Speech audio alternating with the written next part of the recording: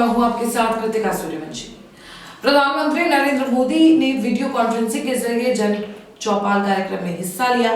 PM इस कार्यक्रम के माध्यम से यूपी के शामली, मुजफ्फरनगर, बागपत, सहारनपुर और गौतम बुद्ध नगर के मतदाताओं को संबोधित किया। इस दौरान उन्होंने समाजवादी पार्टी पर निशाना साधा और कहा कि मैं इस बात से खुश हूं कि उत्तर प्रदेश के लोग इन दंगाइयों और बदला लेने की सोच रखने वालों से सावधान हैं और उनको फिर से सत्ता से बेदखल कर बीजेपी को पिछली बार से भी ज्यादा बड़ी जीत दिलाएंगे। वहीं अखिलेश के श्री कृष्ण वाले सपने पर तंज कसते हुए पीएम मोदी ने कहा कि जो सोता रहता है उसे सपने आते हैं और जो जागते रहते हैं वो संकल्प लेते हैं। इस वर्चुअल रैली में सीएम योगी आगरा से और उप मुख्यमंत्री दिनेश शर्मा भी लखनऊ से शामिल हुए। बीजेपी ने आगरा में पूरी ताकत झोंक दी है। सोमवार को सूबे के मुख्यमंत्री योगी आदित्यनाथ खुद प्रचार अभियान के लिए आगरा पहुंचे।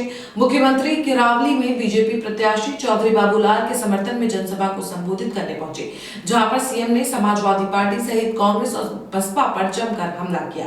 सीएम योगी ने कहा कि समाजवादी पार्टी, कांग्रेस, बसपा में आपराधिक छवि के प्रत्याशियों को टिकट देने की होड़ लगी है। वहीं सपा पर हमला बोलते हुए कहा कि मुजफ्फरनगर के दंगे से सपा की टोपी रंगी हुई है, निर्दोष नौजवानों के खून से सपा के हाथ रंगे हैं। हिंदुत्व के मुद्दे को जोर देते हुए कहा कि राम भक्तों पर गोली चलाने का पाप इन पर है। जब मौका मिला प्रदेश को दंगों में झोंक दिया। जब सपा और बसपा की सरकार बनी उन्होंने प्रदेश को बर्बाद करने के षड्यंत्र रचे। यूपी चुनाव को लेकर सियासी दल एक दूसरे पर शब्दबाढ़ छोड़ने में कोई भी कसर नहीं छोड़ रहे हैं। वहीं पश्चिम उत्तर प्रदेश में मुकाबला दिलचस्प होता जा रहा है। वेस्ट यूपी में राष्ट्रीय लोकदल और समाजवादी पार्टी के साथ मिलकर चुनाव लड़ रही है, जबकि बीजेपी यहां पर एसपी पर निशाना साध रही है, लेकिन आरएलडी पर हमले कम कर रही है। आज बीजेपी नेता और यूपी के चुनाव प्रभारी धर्मेंद्र प्रधान ने जयंत चौधरी पर तंज कसते हुए कहा कि वो एक बच्चा है, अभी अखाड़े में आया है। उनके पिता ने कई बार पार्टियां बदली और पहली बार जीतने के पर वो किसके सहयोगी थे, नहीं पता था कि उन्हें इतिहास का कमजोर ज्ञान है। उत्तर प्रदेश विधानसभा चुनाव के लिए समाजवादी पार्टी के राष्ट्रीय अध्यक्ष और पूर्व मुख्यमंत्री अखिलेश यादव करहल विधानसभा सीट से नॉमिनेशन कर दिए हैं। इस दौरान जब अखिलेश यादव से पूछा गया कि बीजेपी सीट से अपर्णा यादव को चुनाव मैदान में उतार सकती है, इस पर अखिलेश यादव ने कहा कि बीजेपी करहल से जिसे भी उतारेगी उसे हार मिलेगी। आपको बता दें अखिलेश यादव मैनपुरी की करहल विधानसभा सीट से चुनाव लड़ेंगे। अखिलेश यादव पहली बार विधानसभा का चुनाव लड़ने जा रहे हैं। अखिलेश इस समय आजमगढ़ से सांसद हैं। करहल विधानसभा सीट पर समाजवादी पार्टी का 7 बार कब्जा रहा है। 2017 के विधानसभा चुनाव में भाजपा की लहर के बावजूद सपा उम्मीदवार सोबरन यादव को 1 लाख से ज्यादा वोट मिले थे और उन्होंने अपने निकटतम प्रतिद्वंदी प्रेम शाक्य को 38,000 से ज्यादा मतों से हराया था। करीब 20 साल पहले 2002 में आखिरी बार भाजपा इस सीट से जीती थी। उस वक्त सोबरन यादव भाजपा के उम्मीदवार थे। मुलायम सिंह यादव फिलहाल मैनपुरी से सांसद हैं। वो 5वीं बार यहाँ से सांसद चुने गए हैं। मैनपुरी सीट से पिछली 9 बार से सपा का ही सांसद चुना जाता रहा है। मुलायम का करहल से गहरा नाता है। उन्होंने यहीं के जैन इंटर कॉलेज से शिक्षा ग्रहण की थी और वो यहाँ शिक्षक भी रहे।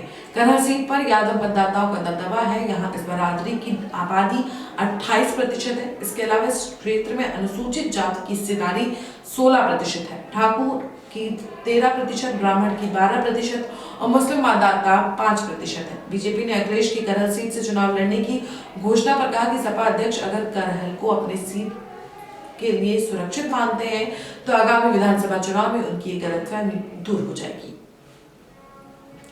बीजेपी ने समाजवादी पार्टी को आज एक बड़ा और झटका दिया है।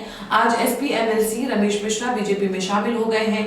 वहीं पिछले दिनों बीजेपी को छोड़ने वाले लखीमपुर से विधायक बाला प्रसाद अवस्थी फिर से आज बीजेपी में शामिल हो गए हैं। फिलहाल इसे एसपी के लिए सियासी झटका माना जा रहा है, क्योंकि बीजेपी एसपी के ज्यादा से ज्यादा विधान परिषद सदस्यों को पार्टी में शामिल कर रही है। वहीं रमेश मिश्रा के खिलाफ सीबीआई खनन घोटाले में भी जांच चल रही है।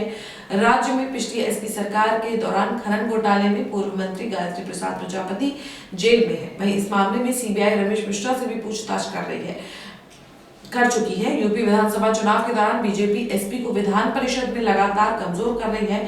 वर्तमान में विधान परिषद में एसपी को महज 48 सदस्य रह गए हैं, जबकि बीजेपी लगातार मजबूत होती जा रही है। उसके 36 परिषद में है। आज विधान परिषद में बीजेपी ने एसपी को झटका देते हुए उसके सदस्य रमेश मिश्रा को पार्टी में शामिल कर लिया है। असल में पिछले साल ही रमेश मिश्रा समेत 3 एमएलसी ने सीएम योगी आदित्यनाथ से मुलाकात की थी। उसके बाद से कयास लगाए जा रहे थे कि ये तीनों बीजेपी में शामिल हो सकते हैं। उस वक्त रमेश मिश्रा, रविशंकर सिंह पप्पू और सीपी चंद ने सीएम योगी से मुलाकात की थी। आपको बता दें कि आज बीजेपी में शामिल होने वाले रमेश मिश्रा खनन घोटाले में फंसे हुए हैं और सीबीआई खनन घोटाले में उनके खिलाफ जांच कर रही है।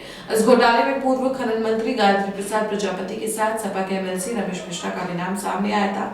वहीं राज्य में बीजेपी की सरकार आने के बाद सीबीआई ने नरेश मिश्रा के ठिकानों पर छापेमारी की थी। वहीं माना जा रहा है कि खुद को गिरता देख वो बीजेपी में शामिल हुए हैं। वहीं रमेश मिश्रा का कार्यकाल 7 मार्च 2022 को समाप्त हो रहा है।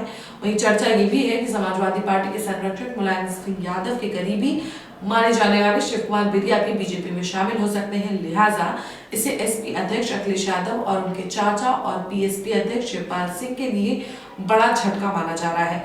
चर्चा है कि हाल ही में बीजेपी में शामिल होने वाले मुलायम सिंह यादव के साले प्रमोद गुप्ता बेरिया को पार्टी में ला रहे हैं। वो राज्य में एसपी पीएसपी गठबंधन से नाराज बताया जा रहा है। उत्तर प्रदेश विधानसभा चुनाव के लिए कांग्रेस ने 6 उम्मीदवारों का ऐलान कर दिया है। इस लिस्ट में सबसे ज्यादा चौंकाने वाला जो नाम है वो विकास दुबे कांड में मारे गए अमर दुबे की पत्नी खुशी देवी की मां गायत्री तिवारी का है। गायत्री तिवारी को कानपुर की कल्याणपुर सीट से टिकट दिया गया है। इसके साथ ही शायर मुनव्वर राणा की बेटी उरुष राणा को लखनऊ की पूर्वा सीट से टिकट दिया गया है। उरुषा राणा ने हाल ही में उन्नाव सीट से निर्दलीय पर्चा भरा था, लेकिन अब उन्हें कांग्रेस ने पूर्वा सीट से उम्मीदवार बनाया है। कांग्रेस ने इस लिस्ट में पूर्वा सीट से उरुषा, लखनऊ वेस्ट से शाहाना सिद्दीकी, लखनऊ नॉर्थ से अजय श्रीवास्तव, लखनऊ ईस्ट से पंकज तिवारी, लंबुआ सीट से विनय विक्रम सिंह, कल्याणपुर से गायत्री तिवारी को टिकट दिया है। उत्तर प्रदेश विधानसभा चुनाव के लिए कांग्रेस ने रविवार को 61 उम्मीदवारों की चौथी लिस्ट जारी की। इस लिस्ट में कांग्रेस ने 24 महिला प्रत्याशियों को टिकट दिया है, जहां कांग्रेस ने 125 उम्मीदवारों की पहली लिस्ट में 50 महिलाओं को टिकट दिया है। वहीं 41 उम्मीदवारों की दूसरी लिस्ट में 16 महिला प्रत्याशियों को टिकट दिया था। इसके अलावा तीसरी लिस्ट में 37 महिलाओं को टिकट दिया गया है। कांग्रेस ने अपनी चौथी लिस्ट में 24 महिला उम्मीदवारों को टिकट दिया है। मेरे साथ इस बुलेटिन में इतना ही। देश और दुनिया की तमाम बड़ी खबरों के लिए देखते रहिए आप अभी तक।